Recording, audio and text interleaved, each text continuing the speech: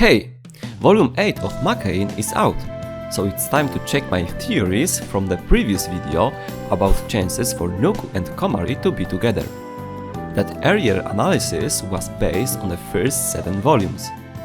This video will focus only on events from the newest volume. If you haven't seen that earlier video, feel free to catch up. Only if you want, no pressure. If you read the previous books, you'll probably quickly follow what I'm talking about. A note on translation. I'll be relying on the machine translation into English provided by Kuku Mom's House. I think that there aren't any other translations available right now, so I'm forced to analyze only specific events and the general tone of the scenes. Not all passages and dialogues are clear, so some of my interpretations may be incorrect. If you think I missed something or want to add anything, please leave a comment. If a better translation appears, I may add corrections in a future video. So, let's get into the analysis. The main topic of this book is helping Tiara Basori become student council president. The whole plot is set up to build toward the confession that closes the story. By facing problems together, the two get closer and Tiara decides to take the final step. I remember thinking the author had something interesting planned for her, since she surprisingly gets a lot of screen time across the series. I was pleasantly surprised by how things played out. The alternative, Tiara as a minor background character, wouldn't have been very interesting. To be honest, I really like Tiara and Nuku's relationship. It develops slowly through the series, and this volume shows well why Tiara might start having feelings for Nukumizu. The story would be even more interesting if they started dating, although Nuku would eventually have some doubts about their relationship. That doesn't happen here. Nuku in a way rejects the confession, and more precisely, he can't give a clear answer. Tiara plays the situation smartly. She backs off and says she's not sure about her feelings yet. She suggests meeting more often to find out if she really feels something for him. That gives her more chances to spend time together and maybe win him over later. On the one hand, this gives her an edge over the other girls, since Nukumizu knows she has feelings for him. On the other hand, his lack of clear answer could mean he never felt anything for her and probably won't, especially considering the chapter The Stairway to Adulthood. But I'll dive deeper into that topic much later, once I've laid out all the pieces. Let's return to Komari. Much of this volume focuses on her. At first, she strongly dislikes the idea of collaboration between Basori and Nukumizu. On one hand, she cares about the club. Nukumizu tends to help others even at the expense of the club's existence. If he lost the race against Yakusho, both of them would have to leave the club. The break-in at the Shiratama sisters' wedding already resulted in a temporary suspension. Supporting Basori in the elections also meant taking the vice president positions at school, which could disrupt the literature club activities. On the other hand, Komari is jealous. You can see it when she learns that Basori visits Nukumizu at his home and vice versa. That's probably why she invites Nuku on a date. She notices she is the only one who hasn't spent one-on-one time with him. It wasn't an official date so much as a meeting, but Komari still spent the whole day choosing an outfit and getting ready, as her brother mentions.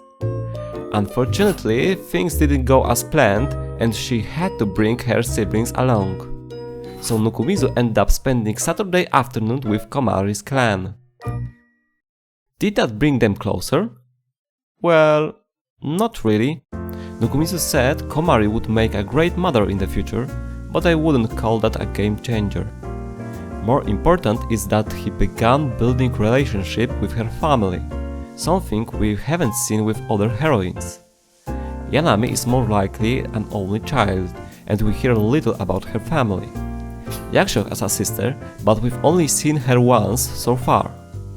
Komari's siblings are not just an excuse for them to spend time together. We get to know their personalities and bonds. A conflict even arises between Nukumizu and Susumu, Komari's younger brother. On the bus home, Susumu overhears that Nukumizu meets with other girls, and that Komari is jealous. Rushing off the bus, he hits Nukumizu and shouts that he is Tohenboku, which is later explained as a tactless, insensitive person. The bus scene is important for another reason as well. During the conversation, Komari says the following words to Nukumizu. I don't trust you, but I do believe you. Komari's expression softened as she stroked Susumu's head and murmured, I said I stay with you. If you are wondering when Komari told Nukumizu she'd stay with him, you are not the only one. I don't remember it either. It's most likely a translation error, and it should have been something like, "You said you'd stay with me?" I can't be sure. I don't know Japanese, but that would make more sense. Komari would then be referring to a scene at the end of third volume when Nukumizu tried to console her. It's also possible she actually said something like that, and it was translated differently. Either way, those words do a good job of showing their relationship. Komari always has to keep an eye on him, because you never know what trouble he'll get into. Still, she'll stay close to him, hoping he'll keep his promise. Have you noticed? Komari is starting to drop lines straight out of rom-coms. First, that surprising confession in the 6th volume, that since Nukumizu worries about everyone, she'll worry about him. And now this? I think it's a smart tactic to get closer to him. Just like he can accidentally say something that makes someone's heart race, she can, whether by accident or on purpose, say things that give Nukumizu something to think about. She's a lot better at that than at closing physical distance. While cheering for Yakusho, Komari almost throws herself into Nukumizu's arms in bursts of emotion. But at the last moment, she changes direction and hugs Yanami instead. Paradoxically, I think that's a good sign. If Komari saw Nuku only as a good friend, she wouldn't have any problem hugging him. Given her shyness, a surprise hug could have created an awkward situation between them. It did end up a little bit awkward, but it shows Komari isn't ready for that kind of closeness yet. That doesn't change the fact that Komari is trying to spend more time with Nukumizu. For example, she tried to have a meal with him during the sport events, but Nukumizu misunderstood her. He thought she was looking for a place to eat alone, so he pointed one out for her. Also, the fact that Nukumizu can still find her on the emergency stairs during breaks is interesting. I mentioned briefly in the previous video that it's her favorite spot. That's where she heard that Nukumizu likes when she writes. That's also where Nuku sent her the message, "You'll always have me." That explains why she still hangs out there, even in the winter, despite needing to dress warmly. I don't know if she does it on purpose, but having a regular spot at a set time make it easy for Nukumizu to find her. He found her there when he wanted to talk about the situation with Basori. But what does the situation look like from his point of view? Did he want to talk to her? I don't think so. Only after Yakusho asked him did Nukumizu force himself to explain things to Komari. Otherwise, he probably would have avoided her to stay out of her anger. Even when she set up a meeting for Saturday, Nukumizu thought she was going to give him a lecture. Having her siblings around seemed like a relief for him, since he knew Komari wouldn't be as harsh with them there. Honestly, it worries me that Nukumizu shows no interest in meeting her. Komari has to wait for him by the bike racks, text him, and look for him around school if she wants to talk. The one time in this volume he did find her on the emergency stairs was because of the promise he made to Yakushio to talk to Komari and calm her down. Thankfully, Nukumizu still finds Komari cute. Her Saturday outfit didn't make the best impression, but Nuku thought she looked cute in it. He felt the same about her embarrassed retorts in the last chapter when he asked if she'd ever loved anyone. We also learn that Komari has stopped writing lately. Maybe that subplot will be developed in the next volume.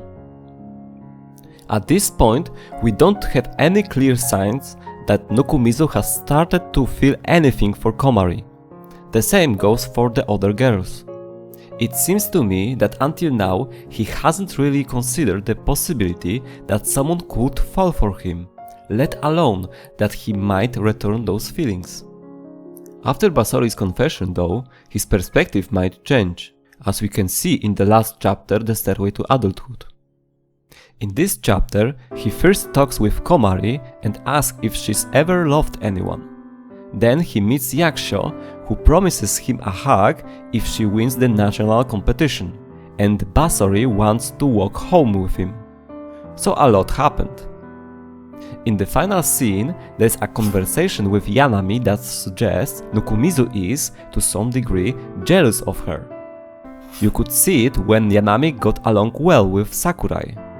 It's worth noting this isn't the first time we've seen Nuku jealous of Yanami. A similar situation happened at the cultural festival when a certain guy started hanging around her. But jealousy isn't everything. Nukumizu reflects that during Basori's confession, at the moment he was about to agree to her proposal to start dating, he briefly thought of someone else. And more than anything, in that moment when I almost said yes, the shadow of someone flickered through my mind.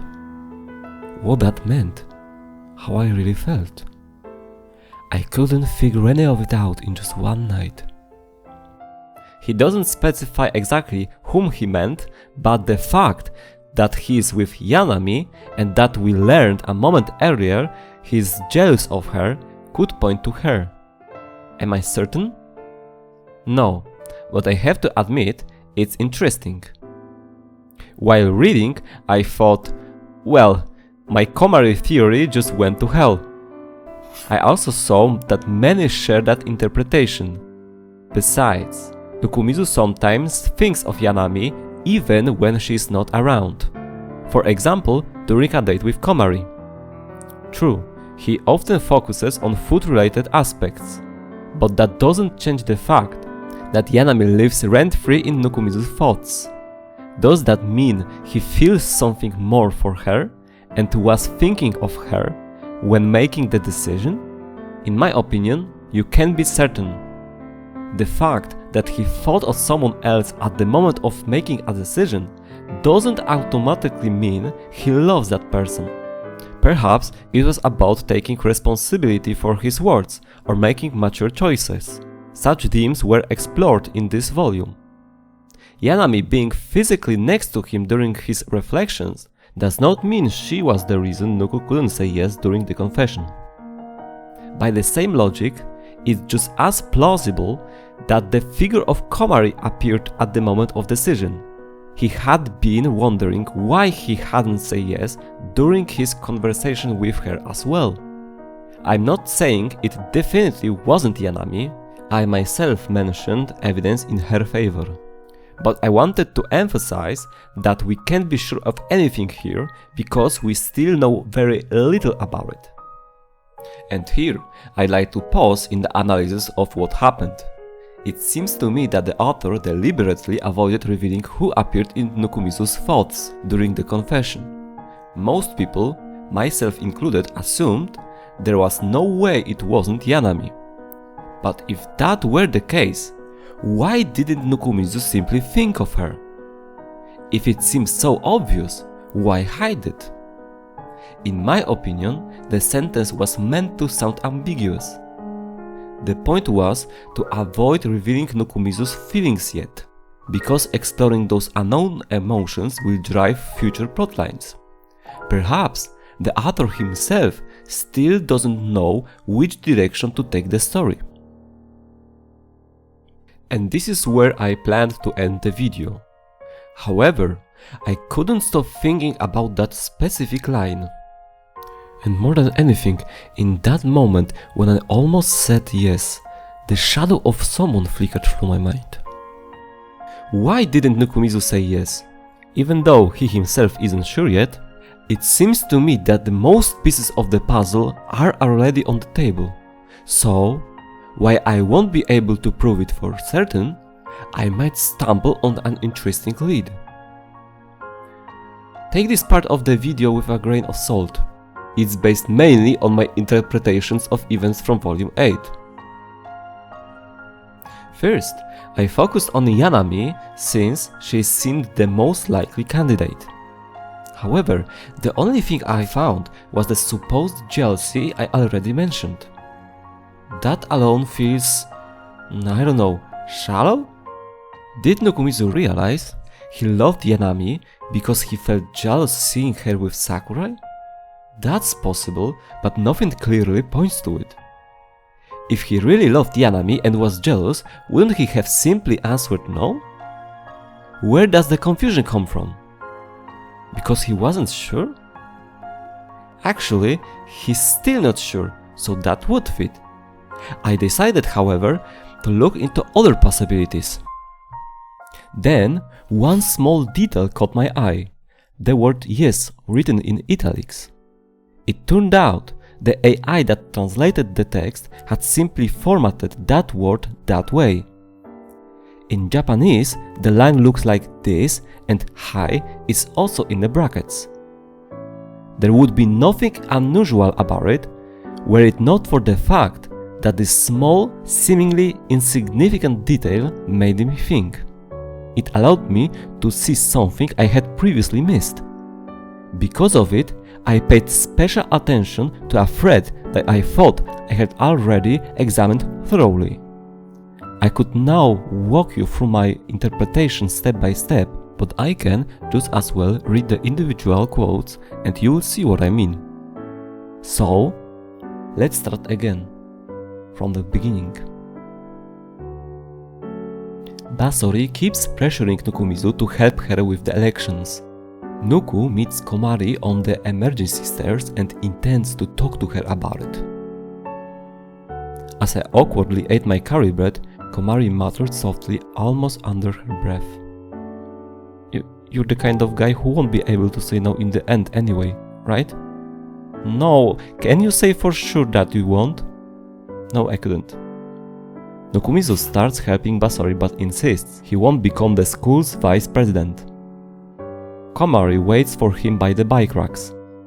She's annoyed that Nuku is helping her after all. Nukumizu, when it comes down to it, you are pretty easy to sway, huh? No, I'm not that gullible. I protested quietly, but Komari glared at me sharply through her bangs. Did you forget about the after-school club? Yeah, I did.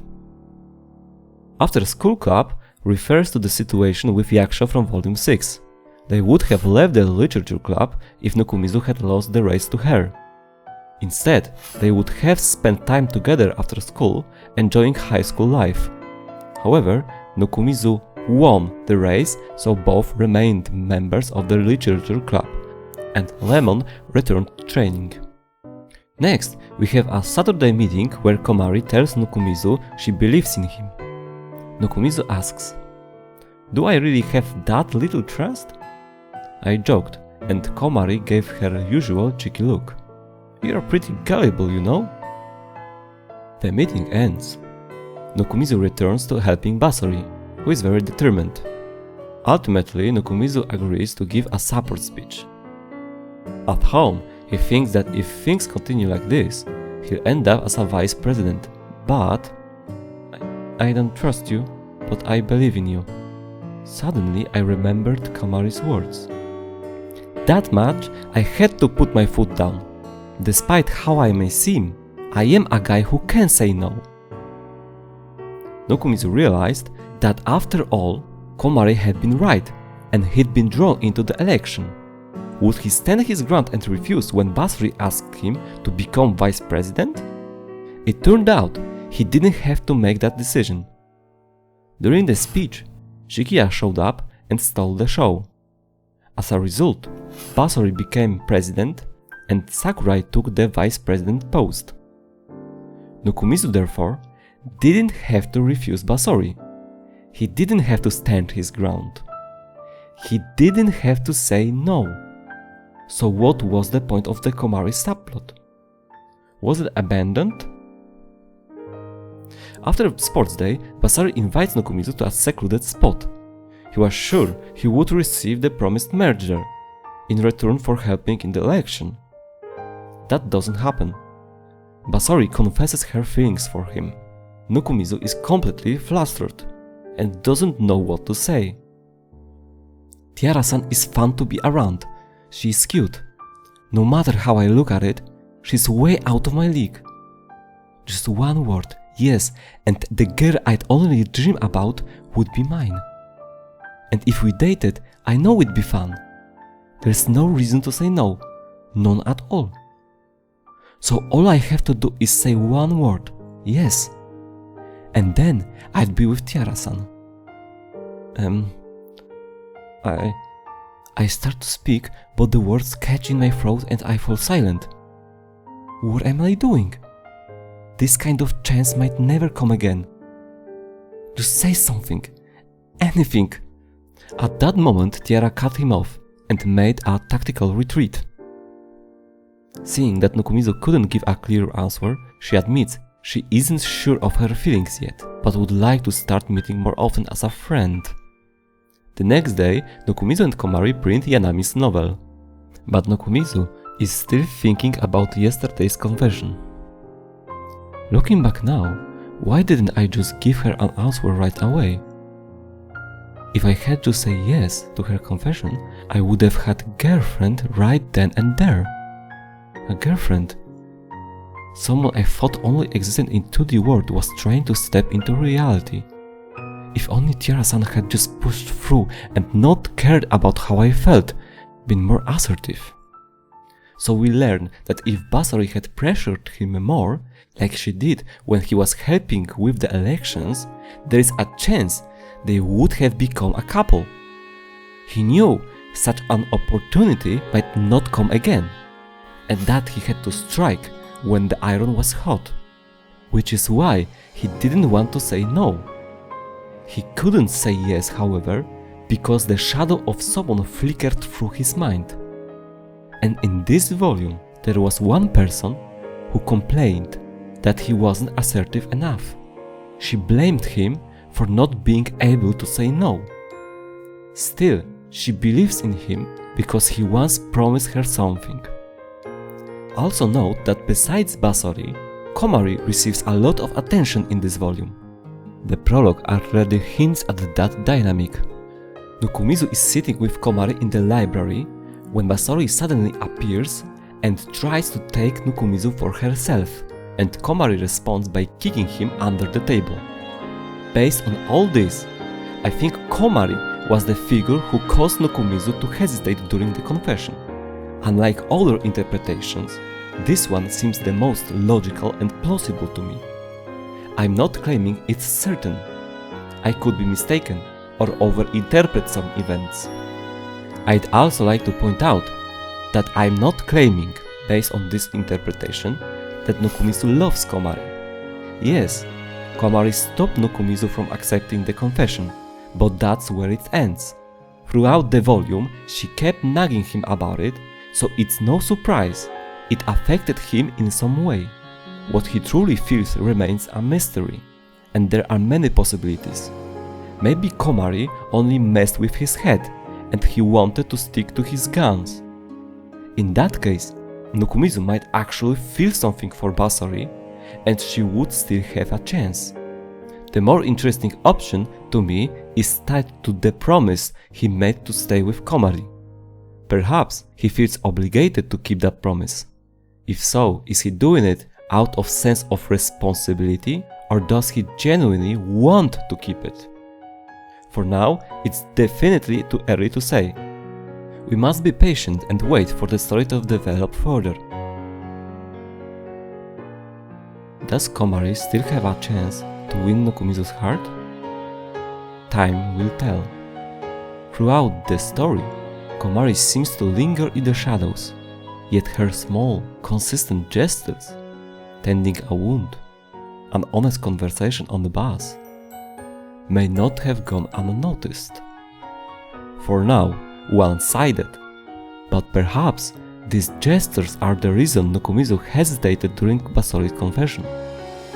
A confession that will become a catalyst for change. He must learn to interpret his own emotions and decide what kind of person he wants to be and what he truly wants. As Nukumizu himself put it, you will be pushed into the next stage of life, whether you're ready or not. Important choices still lie ahead, but he's already taking his first steps, asking questions and thinking. This is only the beginning of the long road. Eventually, he will reach the end of his climb, and for now, we can only wonder who will be waiting for him at the very top of the stairway. The stairway to adulthood.